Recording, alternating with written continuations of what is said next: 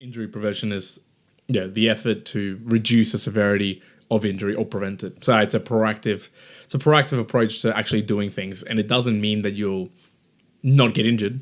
Yeah. That's not what I mean. Just because you're injury preventing doesn't mean you won't get injured. Yeah. If you don't want to get injured at all, just sit at home and wrap yourself up in bubble wrap and just sit there and you'll be okay. Yeah. But if you're going to be lifting, if you're going to be doing exercise, there's probably going to be injuries that just come about with it. It just happens, but you can prevent to the maximal extent the severity of it as well. Yeah. Perfecting the warm-up process.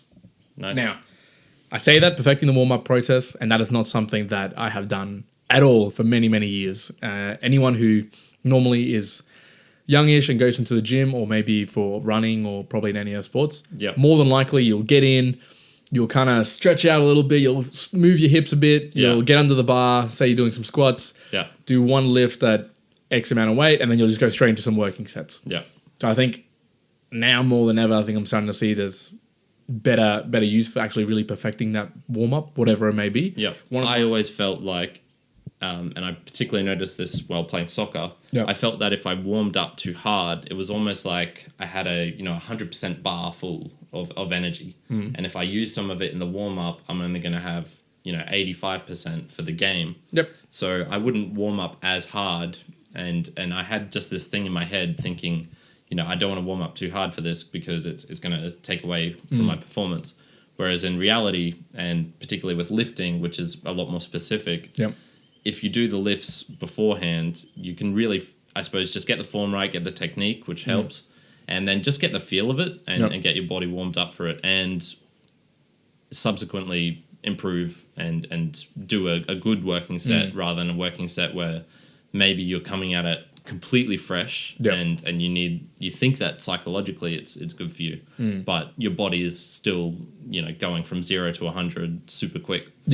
In one session, I remember before the game, I ran 12 kilometers before the game started to be warm. Now, did it help or not? I'm not too sure, but I think that's too. So you can also be like too extreme with your warm up. Yeah, So I was legit. I was warming up for double the length of what the game was actually of. Yeah. So it was just like a ridiculous amount. Was that the game where you absolutely knocked the hell out of some poor kid while playing touch rugby? Look. The kid was running the other way. I went to go touch him. He just ended up flying. He did fly. The parents tried to find me. So but that's for another. It's not copying others for the pure sheer fact of what they are within like sporting or lifting or whatever. Yeah. You got to really tailor it to you. Would that actually make sense? As always, it's better to compare yourself to yourself from yesterday than to others, unless they're weaker than you, in which case do it and you'll feel real good. Pushing through pain.